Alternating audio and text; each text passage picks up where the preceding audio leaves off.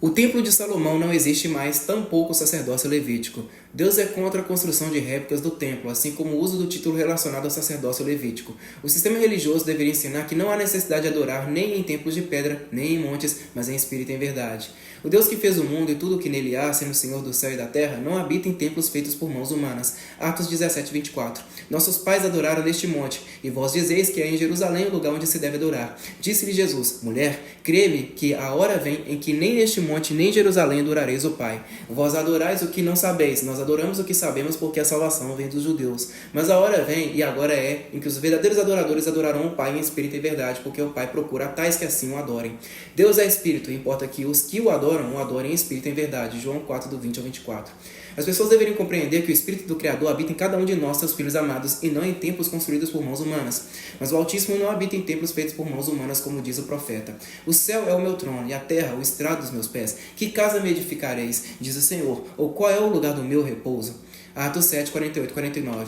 O templo construído por mãos humanas em Jerusalém foi destruído em 70 d.C. Portanto, não há razão para buscarmos o Criador em templos de pedra. É evidente que se o povo despertasse, se as vendas caíssem de seus olhos, os líderes religiosos faliriam e os seus comércios templocentristas que Jesus denunciou seriam desmascarados. Hoje, muitos templos funcionam como empresas lucrativas, enriquecendo líderes que prostituem a palavra de Deus, corrompidos pelo dinheiro. Esses sacerdotes humanos servem aos seus próprios interesses. Paulo já alertava sobre isso em Hebreus 5:1. Não há mais justificativa para a existência de um líder religioso que se apresenta como pastor ou apóstolo. No sentido levítico, isso foi abolido por Cristo, glorificado junto com o antigo templo e os rituais do culto. Todos os eleitos são sacerdotes no seu ser espiritual e não segundo a carne. Hebreus 4:14, 7:14, 8:13, 9:1. Quando as pessoas descobrirem que esse pastor, papa, padre ou apóstolo exerce um papel que pertence somente ao verdadeiro sumo sacerdote, Cristo ressuscitado, o único mediador, 1 Timóteo 2, 5, 6, João 14, 6, o sistema religioso ruirá. Esses líderes terão que aprender a trabalhar honestamente como qualquer cidadão de bem. As escrituras criticam a religião e os templos. Não sou eu. Infelizmente, se questionarmos esse sistema, somos rotulados de hereges, discípulos de Satanás, uma figura mitológica que só existe na mente de quem não estuda e não discerne. Como na Idade Média, a igreja ainda divide os cristãos ao fundar novas denominações e promover o sectarismo. Tudo em nome de um Deus que foi transformado em produto.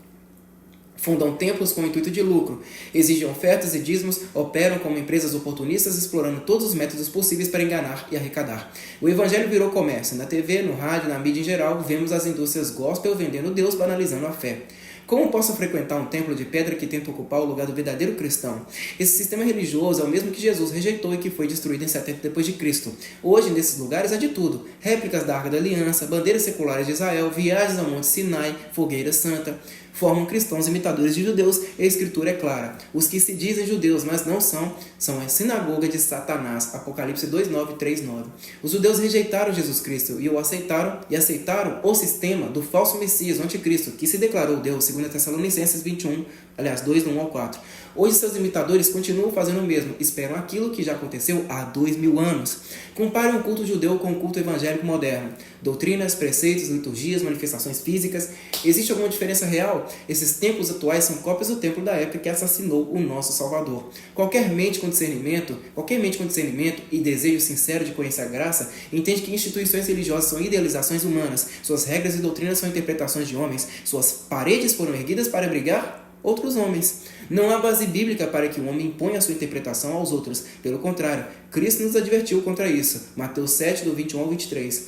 Os cultos modernos estão tão viciados quanto os templos judeus da época de Jesus, ou até piores. A fé foi reduzida a frequentar cultos, ouvir repetições, sustentar doutrinas humanas e obedecer a sistemas. Tudo em nome de Deus, mas sem Deus.